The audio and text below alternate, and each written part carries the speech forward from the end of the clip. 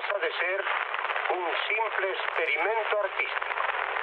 Pero aunque mereciese ser traducida a todas las lenguas del mundo, jamás dejaría de ser una obra de arte gallego, porque está hecha con zumo de tierra y miel de tradición gallega.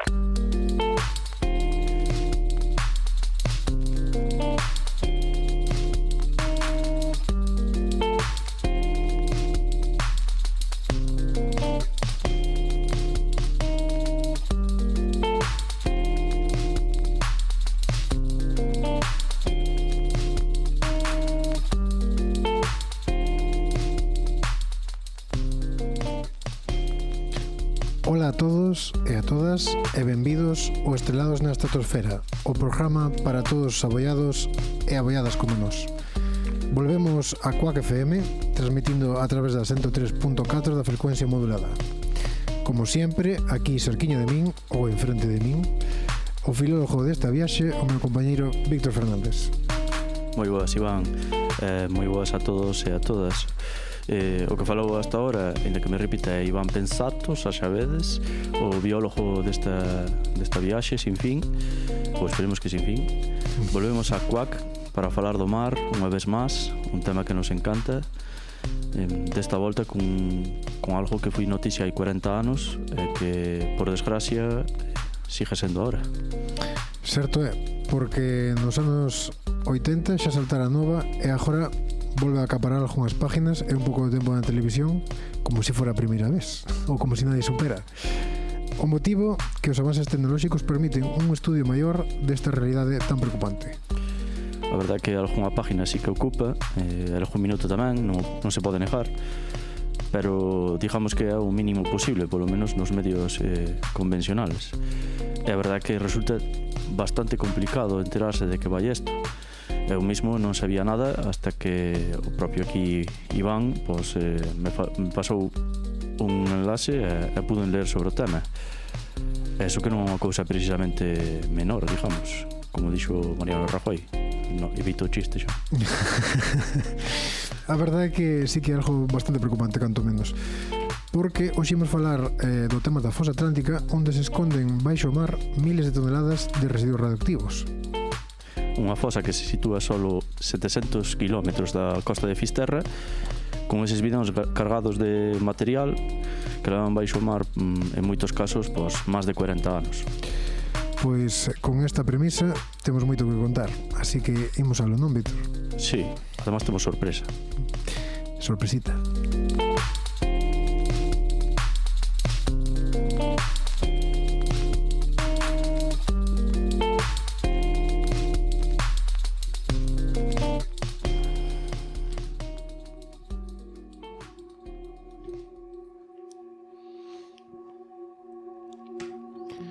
Bueno, como sempre, antes de empezar, quería recordarvos que estamos na 103.4 de Quack FM, que nos poderes encontrar despois, ademais de en directo, en Radioco, en Spotify, en iVoox, e tamén en YouTube, Instagram e TikTok. Só era, como sempre, para recordarvos onde non nos podes encontrar.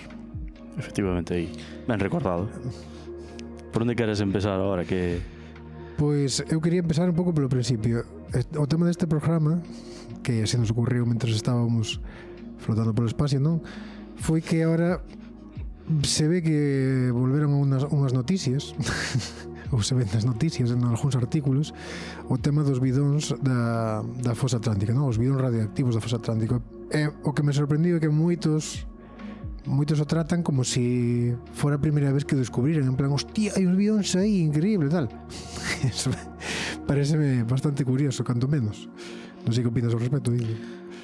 A verdade que eu o que fixen foi preguntarlle a un par de personas que tiñan un pouco máis de edad que a min, a ninguna lle sonaba de nada.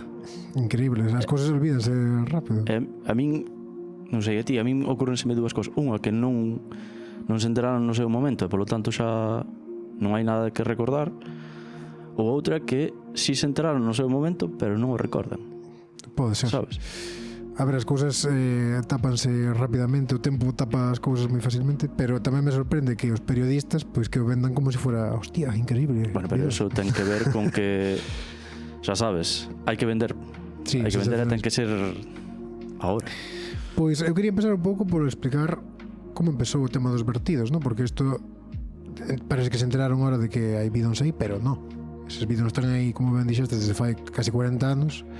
Sí, supuestamente empezáronse a tirar en 1949. Por aí, casi, sí. Bueno, varían, casi, varían no sé, ao principio de cifras. 50, ¿no? 49 50, por aí. Entón eu quería empezar falando un pouco de como se chega a eso e despois falaremos de como se chega a actualidade e sobre todo vas nos contar ti como afectou eso a Galicia e que movimentos xurdiron en resposta ao feito de tirar eses bidóns, ¿no? Eses residuos nucleares nun sitio tan cercano como Galicia. E además teño que decir que un pouquiño máis adiante do programa teremos un invitado especial que nos explicará, un protagonista directo desto en Galicia, que nos falará sobre a súa experiencia. Un testimonio brutal. Un testimonio brutal, así que estad atentos. Entonces eu vou explicar un pouquiño como é a Fosa Atlántica, vale? O tema da Fosa Atlántica. A Fosa Atlántica é unha zona profunda do mar, non? Que está no Atlántico Nororiental, que ten sobre 4.800 metros de profundidade, vale? Que está ao suroeste de Irlanda e no noroeste de España e Portugal. Non é unha fosa, como as Marianas, digamos, sino que máis ben é como unha especie de depresión, unha zona máis fonda do fondo, valga a redundancia. Por lo menos escolleron unha zona fonda. Al menos ese día sí. Tocou. Ese día sí. Entonces aí decidiuse que iban a verter de diferentes residuos nucleares, pero non foi a única zona, máis ben esta foi unha das zonas máis tardías, porque cando se empezou íbase tirando un pouco onde cadraba. Entonces, o tema é que entre o 49 e o 82 que se fixeron estes vertidos, varios países europeos decidiron de tirar os residuos radioactivos de baixa e de media intensidade que proviñan especialmente de hospitales, algunhas centrales nucleares e algúns laboratorios, pois no mar, non? Os residuos eran encapsulados en bidóns metálicos ou de cemento e supoñían, ou eso se creía naquele momento, que ao fundirse permanecerían sellados no fondo marino sin liberar radioactividade. Unha presuposición equivocada, como veremos máis adiante. A min sorprendíme que leín nos teus apuntos que dicían que, bueno, que eso iba a ir diluíndose, que o mar que era capaz de tragar absolutamente todo. Exacto, un pouco o que se pensaba no principio era que o mar tiña unha capacidade de ilusión tal que esos residuos, esa cantidad de residuos iba a ser nimia en comparación á capacidade que ten o mar, non? De diluir, que xa veremos que tamén vai estar equivocado. Increíble, non? Bueno, A día de hoxe- máis ou menos equivocado. A día de hoxe é increíble pensar eso, quero decir, Sí, como evoluciona la ciencia, funciona. como evoluciona, sobre todo porque xa veremos por que evolucionou tanto. Sí. E o tema é quen foron estes países, non? Pois foi Reino Unido, Bélgica, Suiza, Países Baixos, Francia e Alemania Occidental daquel momento. E sorprendentemente, como podes ver, non está España. No? Un dos primeiros afectados polos vertidos da Fosa Atlántica, o máis cercano, diría eu. É que... Está Bueno, Francia, pero bueno, España non está, non? Ainda que hai que recordar que eles tamén tiraron, por exemplo, o Reino Unido tirou del lado de Reino Unido mismo, o sea, entre no Canal da Mancha, entre Reino Unido e Francia hai moitos cementerios nucleares tamén, como veremos agora. hai que puntualizar que aí a profundidade non é Non precisamente é alta. moi alta, o sea, non é moi fondo, me refiro. Bueno, a altura hacia O baixo. sea, hacia baixo. Entonces, por que se chegou a isto, non? Porque despois da Segunda Guerra Mundial, entendamos, no 49 que dicías ti, ou no 50, a energía nuclear era top, non? Digamos, era o futuro, era algo moi importante. É que non só a energía, acórdome de que todo o que fora nuclear nos 40 en Estados Unidos, sobre todo, sí, nos 40 houve aí unha especie de rafagazo que pensaban que valía para todo e incluso lle daban a xente en dosis pequenas para tratar males ou para sentirse mellor. Exacto. Cousa que non salió ben. Non saliu para nada ben. Entonces, como eles non querían parar a industria nuclear, nin a industria, nin o tema militar relacionado con nuclear, pois buscaron unha forma de pois facerse cargo dos residuos radioactivos, non? Unha das formas podía ser, é a que se suele facer hoxe en día, cementerios nucleares en terra, unha especie de búnkeres, non? pero son bastante caros. Eso para empezar. Entonces chegouse a unha idea que foi pois tiralos ao mar, non? Ca suposta capacidade de ilusión infinita, prácticamente infinita, que ten o océano, ou que se quería nese momento que tiña o océano, non? Entonces había que ter en conta que a oceanografía estaba aínda empezando, estaba en pañales esa ciencia, e non se conocía moi ben a dinámica das corrientes profundas nin os ecosistemas bentónicos do fondo, con lo cual douse vía libre para eso. Os primeiros que empezaron a facer isto foron os americanos, Claro. os estadounidenses, perdón. Bien. Bo apunte. Entonces Europa, pois o que fixo foi, bueno, pois se estás o fan, pois venga, aí vamos, non? Si fai papá, Exacto. Entonces, o modelo teórico daquele momento era eso, que os radionucleidos quedarían inmovilizados nos sedimentos, no caso de escapar, que eles pensaban que xa non iban a escapar dos bidóns, que estaban sellados, pero bueno, pero de escapar quedarían nos sedimentos e a radioactividade caería naturalmente sin chegar nunca á superficie. Eso é o que se quería nese momento, ou o que se quería creer nese momento, pode ser. curiosamente, coincide as necesidades que tiñan estas persoas no momento coa realidade científica que querían. Claro, efectivamente. Curiosamente. Entonces, como dixemos, no 50 empezou todo isto, no 57 creouse a Agencia Europea de Energía Nuclear, vale, para intentar regular todo isto, pero como vemos, pasaron uns anos sin ningún tipo de regulación, de ningún tipo. Esta agencia coordinaba os países europeos con programas nucleares e comenzaban os vertidos autorizados. O sea, hasta ese momento estábase, pues eso, tirando sin ningún tipo de autorización, por así decirlo, porque non había ningún organismo que o regulase, digamos. E no 58 o Reino Unido xa empezaba as primeiras campañas de vertidos con buques nucleares e encapsulándose en bidóns, como falamos antes, de aceiro de cemento, non? Que se creía que si desa maneira non iban a escapar. No 67 foi a primeira vez que se avaliou como seguro, non, digamos, tirar os residuos en profundidades de máis de 4.000 metros, que é como a fosa atlántica. O sea que hasta ese momento estabas tirando donde cadraba, como dixen antes, Como no Canal da Mancha. como no Canal da Mancha, incluso en sitios vin eu de 100 metros de profundidade. O sea, unha auténtica locura. O sea, a poucos kilómetros de islas francesas. No 69 é cando xa se toma a decisión final de, sobre todo entre Reino Unido e Bélgica, de establecer como dumping site, sitio de tirar, ¿no?, a fosa atlántica como sitio predilecto.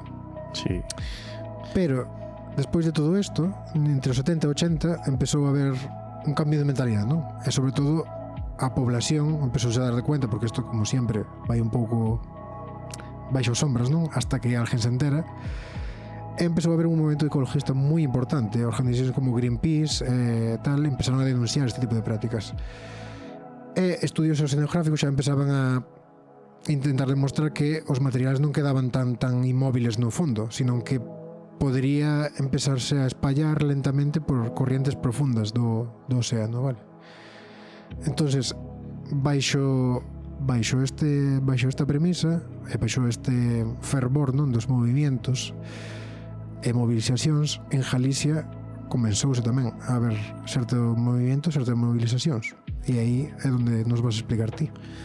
Claro, eu si queres despois explicamos tamén, porque tiña, bueno, despois explicamos tamén o que está pasando agora, porque é noticia estes momentos. Quería deixalo po final, porque eso tamén é importante. Igual sí, porque ti manejas bastante millor o tal, pero sí, a verdad que o primer movimento que se dá en Galicia, que precisamente é pues posiblemente o primer movimento ecologista que se dá, sí, así importante, digamos, ¿no? O fuerte. No noso país, si por lo menos que tuvo unha capacidade de cambiar as cousas de forma drástica, porque hai que dicir que a fosa atlántica é un dos cementerios máis grandes a nivel mundial de residuos radioactivos.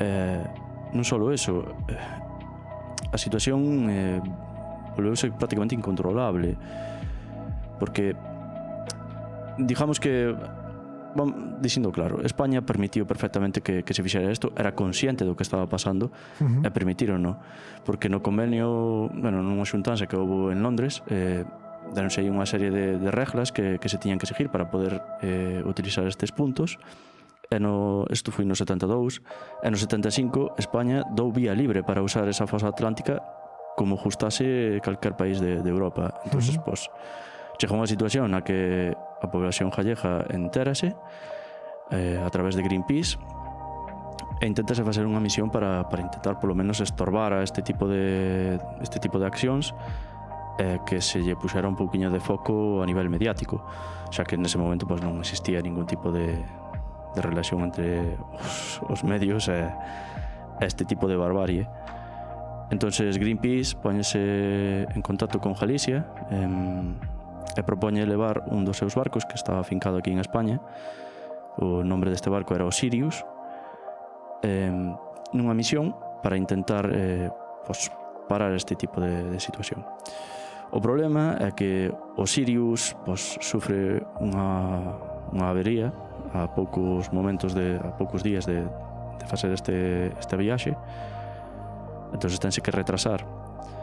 O que se fai é contactar con Esquerda Galega e eles contactan con consellos da costa gallega para enrolar algún tipo de barco que se atrevera, algún patrón que se atrevera para poder facer o que iba a facer o Sirius, que era simplemente ir hasta ali e intentar dar algo de guerra cos medios que podemos entender que van a ter nesa época, que son megáfonos. Sobre todo o máis importante era o feito xa da protesta, non? Claro, son megáfonos, pancartas, un pouquiño chamar a atención. Solo hai un patrón que contesta, que é Ángel Vila de Ribeira, propoñe o seu barco, o Xurelo, que di non é gran cousa, pero se me pagades os gastos que me conlevan ir hasta ali e volver, eu non teño ningún problema. E así foi. Ángel Vila colleu a un grupo de personas, de activistas, entre eles Xosé Castro, un fotógrafo que na época estaba empezando a súa carreira, un moi novo Manuel Rivas, que está aquí vinculado tamén a CUAC, simplemente lanzanse ao mar. Manuel Rivas sempre está en todas. En las buenas e en las malas.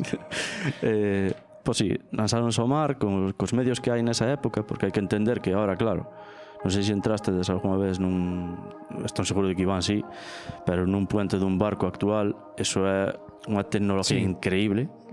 Sí, é prácticamente unha nave espacial. Exacto. Podes ver o que hai a kilómetros de ti e saber que é en nada, pero na época, claro, non había máis que papel, boli, hai un pouquiño de visión a largo tal, e a pericia deste caso de Ángel Vila.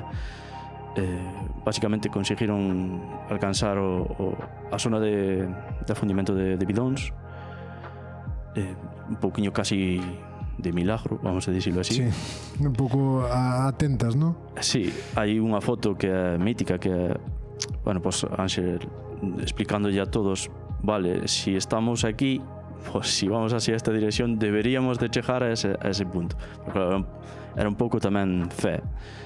E aquí gustaríame destacar unha cousa bastante importante, que é, como ben apuntou Iván, o tirar residuos radiactivos, por moi fuerte que son, tirar residuos radiactivos no Atlántico era legal. Pero a misión do Xurelo era completamente ilegal.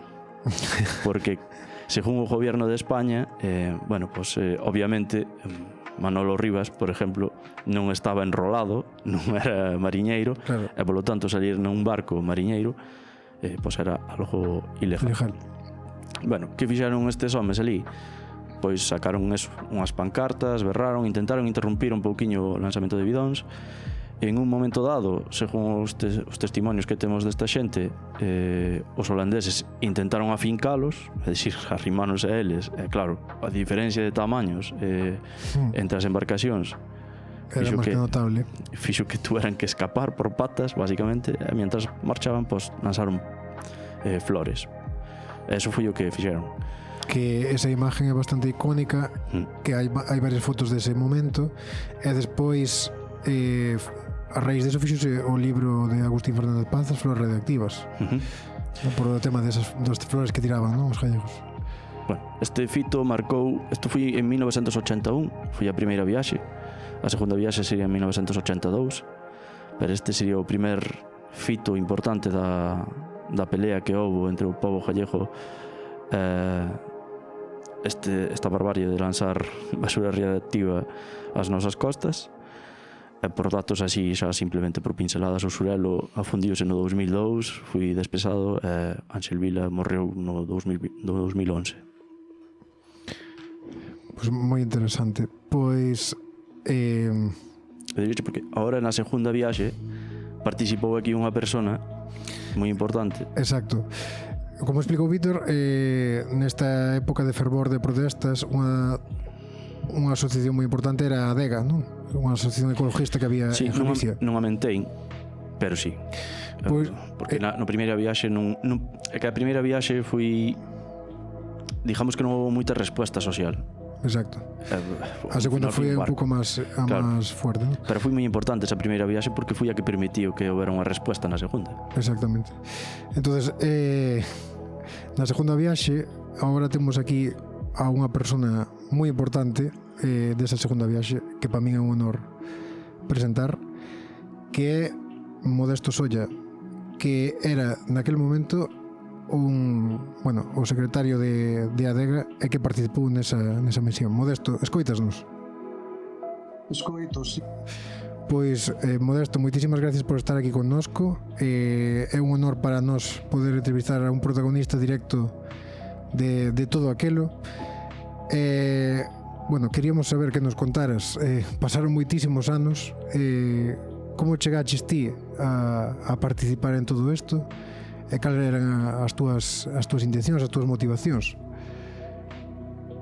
Bueno, a saúde, obrigado. Como indicabades, eu naquela altura, que era no 1982, tiña a honra de ocupar a Secretaría Xeral de ADEGA. ADEGA xa desde a súa creación no ano 1977 xa estaba preocupada por este vertedoiro de residuos radioactivos coñecida como foxa atlántica, e xa a principios dos anos 80 publicou diversas referidas a foxa atlántica e os vertidos. En ADEGA estaban naquela altura 3 persoas moi importantes a respecto desta campaña. As 3 desafortunadamente xa non están connosco, xa finaron. Unha delas era Xosé Luis Fontelna. Xosé Luis Fontelna foi un dos fundadores de ADEGA. El contactara a través de outros 2 membros de ADEGA, un en Londres, Carlos Durán, e outro nos Países Baixos, en Groningen, Domingos Preto, e contactaran con Greenpeace. E decidiuse, comentáramos a posibilidade de que unha persoa de ADEGA, un galego, participara na campaña de Greenpeace contra as verteduras radiactivas na foxa. Así foi como a través de outra persoa, un dos fundadores de Greenpeace, tamén falecido este ano, René Parmentier. Bueno, pois contactamos e decidiuse que eu voara a Ámsterdam, ali en agosto de 1983. Desde ali pasamos con xente de Greenpeace ao porto de Ostende, en Bélxica, onde estaba naquela altura os Sirius, e partimos Sirius e o Rainbow Warrior na procura dos 2 buques que estaban facendo os vertidos naquel ano 1982. Así foi como a implicación e o agradecemento e a lembranza a estas 3 persoas que citaba 4, como Felipe Armentier. En eles non sería posible sen a implicación e a iniciativa da ADEGA ter participado nesta campaña. Pois bueno, desde a nosa parte, un saludo aí a donde estén.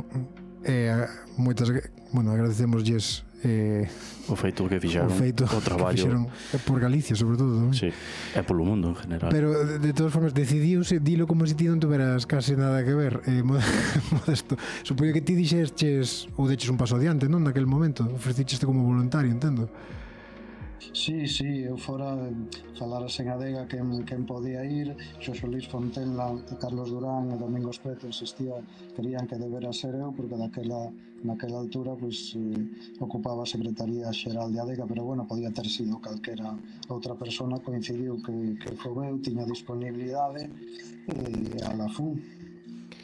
Bueno, a ver, como se inicia esa viaxe? Porque supoño que os primeiros días tamén son máis complicados co resto, pero como foron eses primeiros días e ao final canto durou?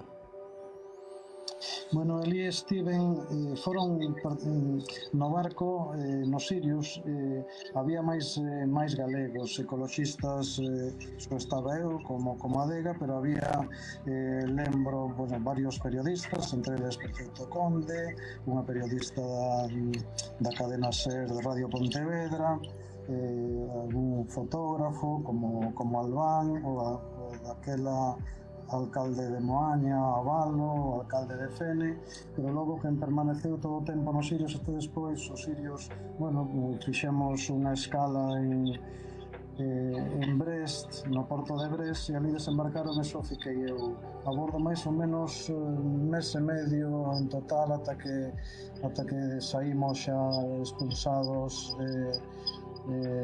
dos Países Baixos despois de pasar por un calabozo a volta xa da campaña. Entón os primeiros días fora tratando de localizar os dous barcos que sabíase que estaban facendo e que estaban no vertedoiro, cubrindo cuadrículas sobre as cartas náuticas, utilizando o radar, daquela non existían os sistemas modernos como AIS, que ahora permite localizar os barcos sempre que estén encendidos. Este sistema, que este operativo, atopamos os dous barcos e tratamos de interromper as verteduras que estaban facendo, basicamente con lanchas neumáticas, tratando de impedir o lanzamento dos bidóns ao fondo do océano. Digamos que vos intentabades molestar, non? Digamos, baixabades con lanchas e intentarse meter no medio mentres lanzaban os residuos. Sí, así nos puñamos a ambos costados estaban lanzando os bidóns polos dous costados dos barcos. Un deles era o Rimbor, no que logo conseguimos subir 3 persoas, con lanchas neumáticas de Greenpeace, que baixábamos tanto do Sirius como do Rainbow Warrior. En cada lancha iba dúas persoas, unha na proa e outra na popa co motor. En algunhas ocasións iba eu, e poñámonos debaixo dos guindastes que estaban lanzando os bidóis, que eran 3, 4, 5 e a veces 6 ao mesmo tempo. Algunhas destas impactaban na lancha, pero afortunadamente algún compañeiro caíu á auga, pero non lles pasou nada, os bidóns seguíamos soltando. Logo foi xa cando se decidiu tratar de abordar un dos barcos, o Rimbor, que ali foron xa outros momentos xa máis espectaculares e tamén con certo perigo, claro. O sea, que chegou un momento que vos decidistes directamente entrar no barco, subir os barcos deles. Sí, nun dos barcos, eso decidiuso, foron, con unha maniobras con varias das Zodiacs polo costado de estribor do Rimbor, con prensa e con cámaras de televisión para tratar de chamar a atención da tripulación, para que se foran todos a banda de estribor, e mentras, noutra das lanchas, cunha escada que fixéramos a bordo dos Sirius con os madeiras que levábamos a bordo, polo costado de babor demos de amarrala na borda e por aí subir tres persoas. As 3 persoas eran un norteamericano, Russell Gray, que daquela tiña 27 anos, un alemán daquela de Alemania Occidental, Harold Zindel, que era o maior de todos nós, que tiña 38, e o terceiro era eu, que daquela era bastante novo, tiña 24 anos. Conseguimos subir e cada un xa tiña asignada unha das 3 grúas do barco a que tiñamos que subir. Subimos, dixémoslle aos que estaban ali a cargo dos mandos que baixaran, e con unhas esposas que levábamos encadenámonos as 3 grúas, aos mandos, para evitar que seguiran vertendo. O sea, conseguímoslo día e medio, estivemos ali casi 2 días, até que xa decidiron que, bueno, que estaba ben, e que subiron e cortaron as... Estuvestes casi 2 días Sí, estuvimos 2 días ali. atados. E eles, ali estivemos, sí, O sea, os noites, ali estivemos, sí. E como se viven eses momentos cando estás aí? Porque claro, eu insisto, vos estabades facendo accións que se consideraban ilegales. Entonces, que se che pasa pola cabeza en eses momentos? Casi como unha piratería, non? Como unha Claro. piratería. Comentábame logo un moi bo amigo, capitán, pero vos facedes como os piratas, digo, sí, pero non é a finalidade de piratería, sino que era pues, de denuncia, de conciencia, non? E ali pasamos, sí, o tempo bueno, estivemos todo o tempo pues, esposados ali sen nos mover, e non nos sen comer e sen beber, porque eles si traíanos comida e bebida por baixo e decíanos por si acenaban desde abaixo coas mans, que se queríamos comer e beber que baixáramos de onde estábamos, pero obviamente non baixamos. Claro, que pensas en eses momentos? Que ofrecenche comida, que é o que pensas? Dices, se me solto, que é o que me van a facer? Fome tiñamos, polo menos eu, penso que os meus compañeros en ese eran, polo menos o Harold era un alemán corpulento e moi bo mozo, onde vera ter tiña unha fame negra, non? Sedentos, non? Pero bueno, dache tempo para pensar moitas cousas, non? Estando ali, pero ben, escoitabas, mirabas como pasar o tempo, como iban periódicamente cos contadores, iban medindo e anotando a radioactividade, porque as bodegas seguían abertas e nós desde ali mirábamos perfectamente todo o resto dos bidois que estaban a bordo, máis ou menos media carga que terían aínda sen botar. Ali, según cálculos daquela presidente da Adega, nun libro que publicara no ano 1983, un libro, creo lembrar, que se chamaba Os residuos radioactivos, ameaza no presente para o futuro, ele estima que ali pode haber na fosa uns 200.000 bidóns con residuos radioactivos de alta, media e baixas emisións, de baixa actividade. Sí, porque eles nun principio decían que eran solo de baixa e media, pero resulta que non, que había moitos máis. Eso parece ser. Si a información non era moita, Ramón Varela, Moncho Varela conseguiu bastante información que publicou. Penso eu, en Galiza, un dos maiores expertos, ele doutor en biología, un dos maiores expertos, entre outras, en os vertidos radiactivos e nos residuos radiactivos de todo tipo, tanto de centrais nucleares como de outro tipo de laboratorios, hospitais, centros que utilizan isótopos radioactivos. Eu teño que dicir que mentre Modesto estaba falando puxéronse os pelos de punta, porque non me quero imaginar eu con 24 anos no medio do mar da nada, prácticamente, atado a un cargueiro holandés, non? Debía ser, ou que era? Sí, o cargueiro eran holandeses.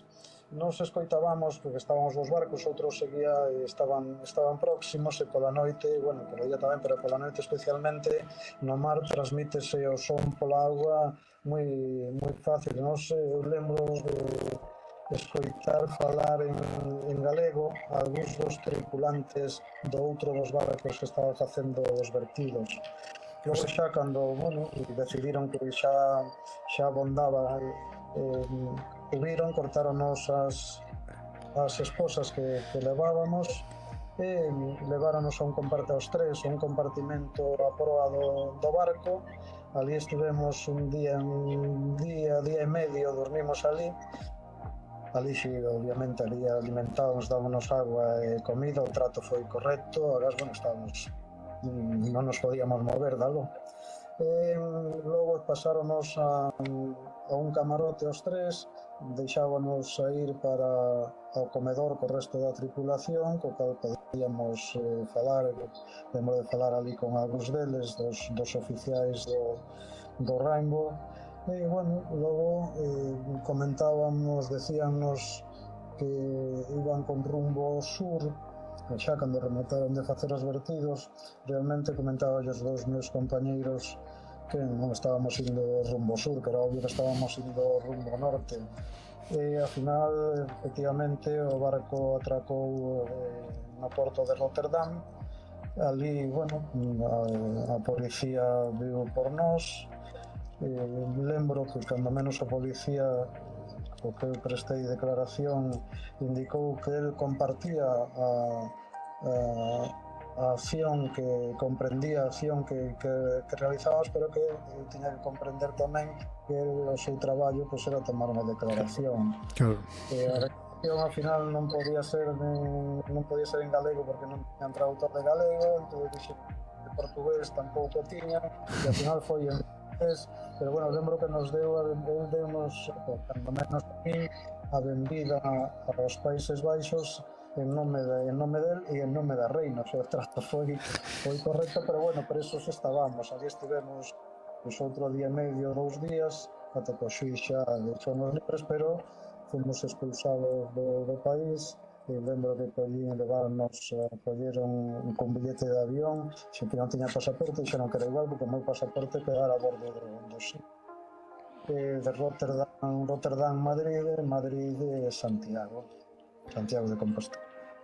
Onde chegara, isto foi o 15 de setembro do ano 1982, cando saímos cada dos calabozos, e aquilo foi, para min, foi moi emotivo. A saída, había compañeiros e compañeiras de Greenpeace que nos traían a cada seu ramo de flores, pero tamén eu escoitei naquel momento un son dunha gaita, e pensaba que esta gaita é galega. Efectivamente, así era, porque en Rotterdam hai migración galega, galegos do lar galego de Rotterdam, bueno, sabedores de que había un galego a bordo, viñan ali a recibir. Hai un galego na luna, non? Decían, estamos por todos lados, sí. Pero... Sí. Pero pareceme, de verdade, sigo cos pelos de punta, Modesto, porque é moi emocionante o que fixeches, moi valiente, o sea, comentaba con Víctor outro día que pouca xente hoxe en día sería capaz casi de sair da casa, prácticamente. E vos daqueles momentos fochedes pioneiros, non? Tanto na acción ecoloxista como nos modos de protesta, e ao final conseguichedes moito, eu creo, porque un ano despois foi cando se fixo a moratoria, sí, dos verquidos, unha moratoria que serviu, non os prohibiran, pero que a moratoria deixaron de tirar residuos hasta que despois, a priori, sí, hasta, sí, ese tipo de residuos al menos, hasta que despois nos 90 xa directamente os prohibiron. Sí, así foi, sí, afortunadamente. Bueno, tuvo suceso e, bueno, esa acción e outras que se devolveran xa antes, tanto por ADEGA como especialmente por Greenpeace. Quería, sobre todo, dúas cousas así para cerrar xa, Modesto.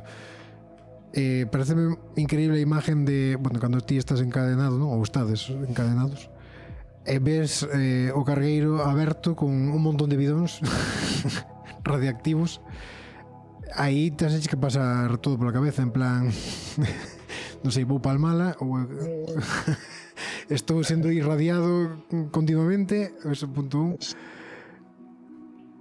Sí, obviamente algo de preocupación non hai por que negar, eu tiña, claro, incluso cando íbamos subindo pola borda a abordar un barco, o barco estaba en movimento, subir por unha escada pola borda do barco, pois tiña tiña os seus perigos, pero bueno, afortunadamente non pasou nada.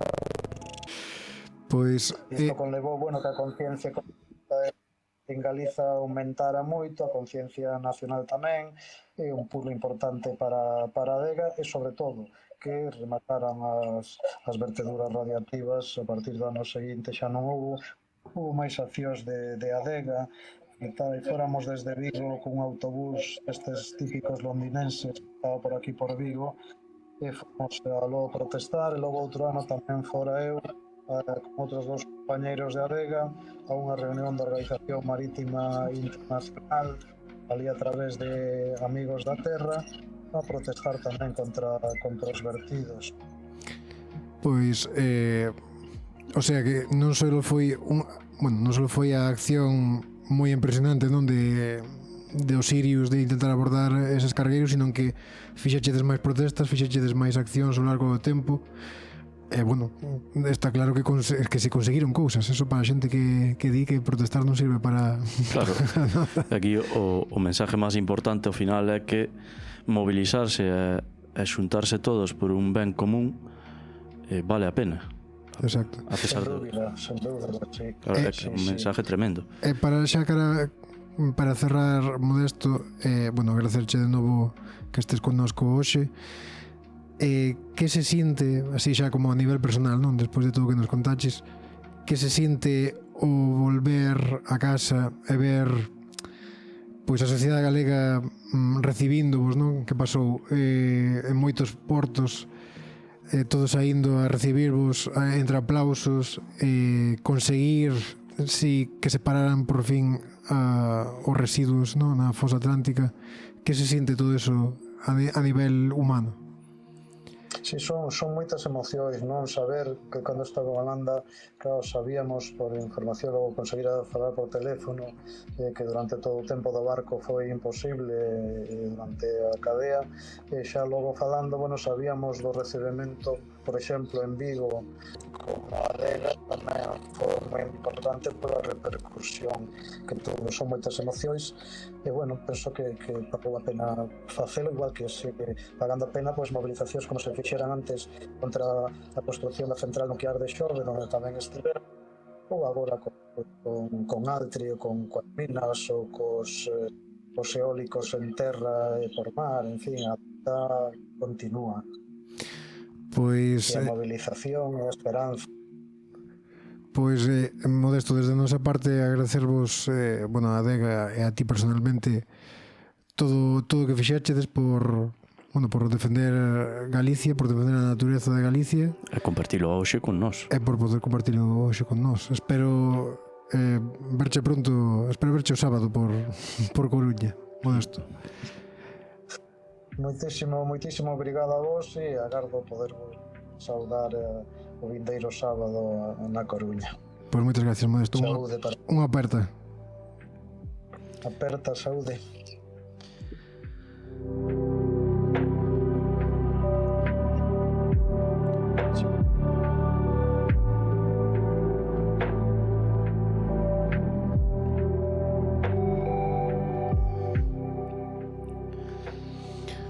Bueno, Víctor, impresionante testimonio. Agradecerlle a Modesto que estuviera aquí connosco. Sí, sin duda. Nunca pensei de poder entrevistar a alguén que marcou historia, desde logo, no ecologismo de Galicia, neste tema tan importante, digamos.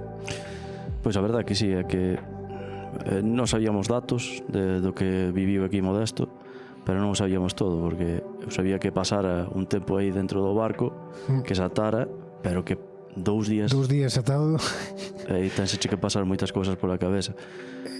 A valentía de abordar un barco directamente, o sea... Sí, porque joder, nós que somos de pueblo mariñeiro, a veces a mí personalmente xa me costa subir no, pero subir a un barco que está parado, que está atracado, xa hai veces que che dá bastante coraje como para ainda por encima estar no medio do Atlántico e a saber a cantos kilómetros por hora, sabes? Exacto. Increíble. Bueno, si che parece, sí, por favor, vamos a cerrar con o motivo de que falemos que sobre todo tens que falar ti porque isto é unha cousa de ciencia, para algo eres o científico. De este programa, pero traemos isto aquí porque é noticia actualmente polo feito de que os avances tecnológicos agora permítennos baixar hasta a fosa atlántica e ver que é o que está pasando aí. Efectivamente, como dicíamos ao principio do programa, realmente todo isto veo por unhas noticias que saíron agora, non? Estas noticias de que se encontraron bidóns, non é que se encontraran os bidóns, evidentemente, eses bidóns xa se sabía que estaban aí, pero hai un proxecto francés que se chama NOTSUM, vale? Que é como o Instituto Oceanográfico francés, é unha especie de CSIC francés, os que están facendo, é o Centre National de la Recherche Scientifique, perdón polo meu francés, vale? Por a túa falta de francés. A miña falta de francés, a miña ausencia de francés. E o IFREMER, que é os institutos acaba primeiro, despois está oceanográficos franceses. Aí está. No, aclarar que está o CSIC francés máis o tal, todos estes que dixestes facendo porque a Comisión Europea no 2022 dixeron que eles non iban a tocar nada. Exacto. Que eso era moi costoso e que non iban a facer. Exacto. Entón estáse poñendo este tipo de mecanismos en acción cos seus cartos. Sí, a agencia, bueno, as agencias nucleares todo este tema non están, bueno, monitorean o nivel de radioactividade, pero non fan ningún tipo de estudio dos bidóns en sí, digamos, efectivamente, ¿no? Pois neste proxecto o que están empezando a facer é mapear todos e cada un dos bidóns. Eso é co que se está empezando. E despois, no os seguintes anos, o que pretenden é facer estudios de se están emitindo radionucleidos, se están alrededor, se están incorporando os sedimentos del alrededor, se están viaxando, se están incorporando os peixes, cousas así, vale? Claro. Entonces, que pasa? Que a idea inicial, non, digamos, que había de o mar ten capacidade de ilusión infinita, esa cantidad de sorpresa esa cantidad de radioactividade vai se diluir e non vai existir casi, pois é un pouco equivocada, porque claro, o que se está vendo é que moitos bidóns punto 1 que se pensaba que estaban completamente sellados e cerrados e incorruptibles non son así, senón que moitas por presións directamente reventaron e están liberando todo o seu contenido hacia o mar. Ao final, quero dicir, en algúns casos son 70 anos a unha profundidade moi alta. Exactamente. E moitos, recordemos que ni siquiera están totalmente ben sellados, están un pouco forma chapucera, non?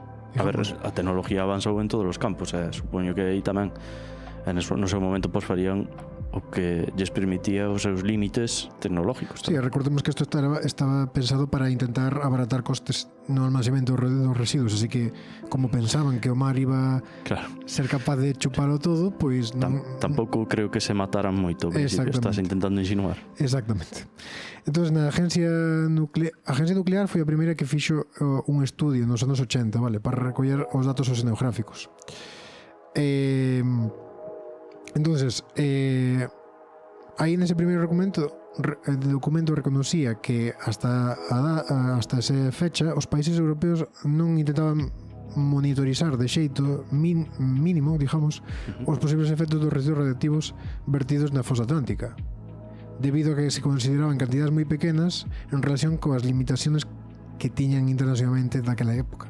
Entonces, é o que che dixo eu, non lle botaban nin conta nun principio, sabes? Claro, é que os cálculos que temos dos bidóns que hai abaixo son en proporción a por kilómetro cuadrado vemos que hai tantos, entonces extrapólase a que ao haber tantos kilómetros cuadrados pois considerase que hai esta cantidad de bidóns aproximadamente. Exactamente. Despois, nun estudio nos anos 80 e tantos, espera que che digo, nos anos 2000 xa, nos 2003 víase que detectaban xa cocientes de isótopos de plutonio nos sedimentos bentónicos del alrededor. Aquí foi un dos primeiros estudios serios nos que se veía que realmente sí que había liberación, ¿no?, de material radioactivo, que non estaban totalmente sellados, etcétera, etcétera, como se supoñía que iban a estar.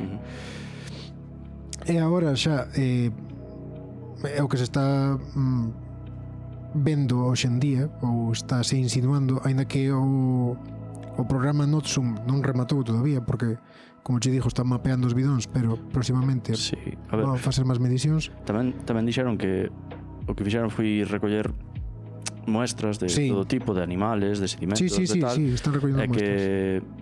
Que os primeiros resultados que os anunciarán en 2026. Ese, o tema, me refiero, xa o están facendo, pero o resultado do estudio non o van a dar hasta que fajan todo o estudio, evidentemente. Claro, a ver, necesitan datos que estean ben contrastados e que sean un estudio científico, queren facer os experimentos necesarios e despois no final dicir, pois isto. Claro, non son como ti en Twitter, que son esa primeira que pensas e acabouse. Non é como cando soltaron os vídeos nun principio e dixeron, isto xa... Malo será.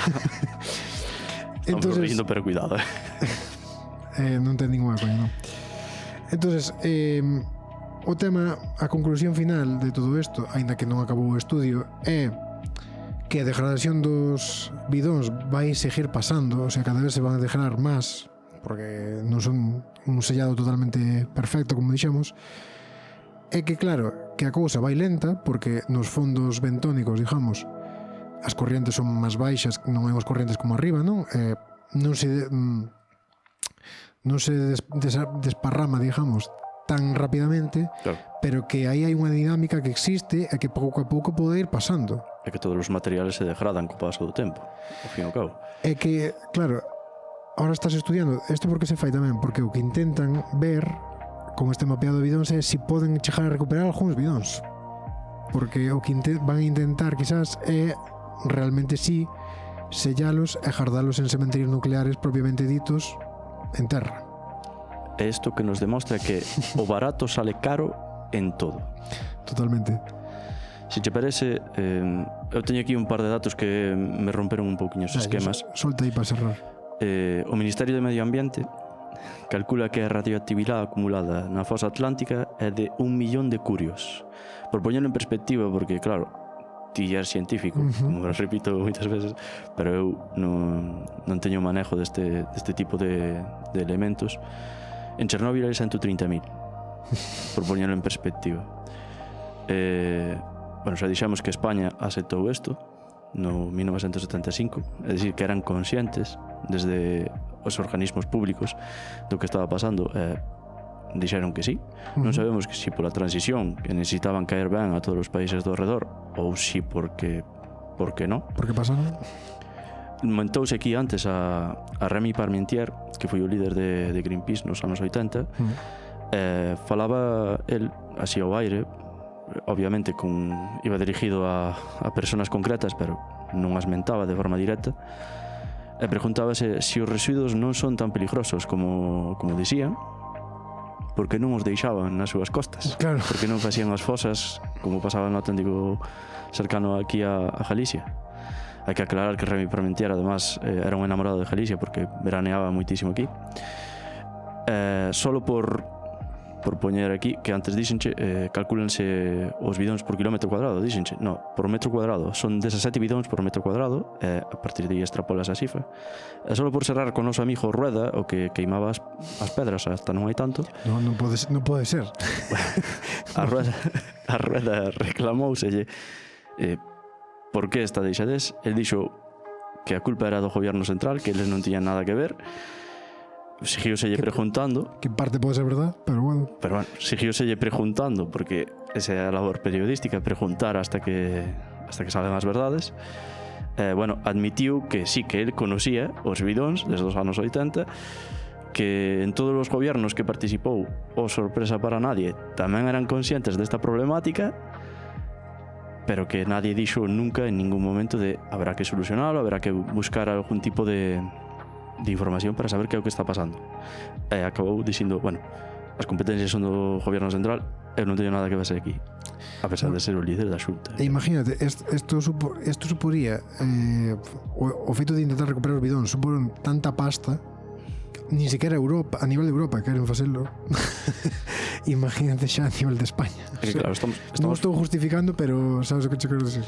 Estamos falando, pero hai que presionar. Quero Sí, dicir, ti como gobernante, o mellor non podes conseguir claro. algo. Non podes facer algo de forma fáctica. Pero ti tens que presionar para aqueles medios que sí podan facelo, que o fajan. Desde logo. É dicir tamén que eso que diste, intenta recuperalo, a dificultad por poñelo en perspectiva, hasta ahora non se pudo baixar hasta aí porque non había nada que soportara a presión que hai. Ahora Exacto. hai un robot que é ULYX, o seu nombre que puxeron, e este é capaz de ir ali, recoller sedimentos, recoller pequenos animales, e sacar vídeo e fotos, pero non máis. Claro. É dicir, un bidón desas dimensións. Non é capaz de quitalo. Ni Aí de coña. estamos. Pero bueno, estamos heredando as cousiñas que no pasado se decidiron que non importa. Non pasa nada. Malditos boomers. Isto xa se preocuparán as seguintes generacións. Bueno, o mensaje ese que, claro, hoxe en día non hai un peligro super claro, digamos, de no, estamos morrendo todos envenenados. Non é tan Acuciante. claro, non é tan heavy, pero digamos que, claro, non están comendo peixes irradiados continuamente, pero digamos que hai unha dinámica que pode ir a máis e que, claro, uns peixes, os animales non están aí alrededor de Galicia solo, poden facer viaxes grandes, se van á fosa atlántica, os animais que viven por ali e despois Efectivamente, al igual que ti fostes a Italia a comer esa focaccia, exacto. pois os peixes móvense polo mar. E digamos que non é que eu estou na miña playa, estou sendo irradiado, porque eso está a moitos millóns de kilómetros, non, moitos millóns non, centos de miles de kilómetros tapado por agua, pero digamos que, claro, si hai isótopos radioactivos que comen certos animales, que se incorporan ás cadenas tróficas, hoxe en día non é un problema claro, pero que dixemos, se esos bidóns están aí co paso dos anos, eso vai ir a máis, seguramente. Claro, isto é como a cuestión dos plásticos. Exacto. Ti non comes plásticos, pero os animales sí, digiérennos, e ti comes os animales, e eso. Ao final temos que facer vegetarianos, Exacto. verdad? Bueno, non sei, porque aí hai pesticidas, Non hai non escapatoria. hai escapatoria para o cáncer, amigos. Bueno, eu co mensaje que me quedo é o que nos dou Modesto, que é que si nos xuntamos todos, ao final podemos conseguir cambiar un pouquiño as cousas. Desde logo. Bueno, para prueba un botón, para muestra un botón, unha das cousas que fixo a Adega, Modesto, Greenpeace, moita parte da sociedade gallega, serviu para algo naquele momento. Efectivamente. Pero hai que moverse. Ese é o resumen. Hai que moverse. Bueno, vou acabar de novo agradecendo a Modesto ter participado neste programa. Para min foi un placer poder entrevistalo. Si queres dicir algo, Víctor, son todo oídos. A verdad que este tipo de situacións fache parecer impotente, pero, insisto, se a xente se empeza a mover, e sobre todo se empezamos a falar entre nós, porque esta xente comunicábanse cara a cara. Claro. Se empezamos a facer eso, que non costa nada, vas a tomar unha cerveza ao bar e falas destas cousas. Chamáronse entre uns alemáns, non sei que, Greenpeace, Efectivamente, é que estaban falando, recapitulemos, un estadounidense, un alemán e un gallego, e estaban nun barco e entendíanse, atados. Quero dicir, temos moitos máis medios, quizás estamos abrumados por esta cantidad de medios e cantidad de información, pero ves as cousas son máis simples, queres dicir, non? Estamos poñendo nostálgicos, sí. Nos 90. Pero podemos cambiar as cousas, joder. Está claro que sí. Pois nada, foi un placer facer este programa contigo, Víctor. Un programa moi bonito da nosa historia, da historia de Galicia, e da historia de Europa xa, en parte. Así que, nada, un placer como sempre, e hasta la siguiente.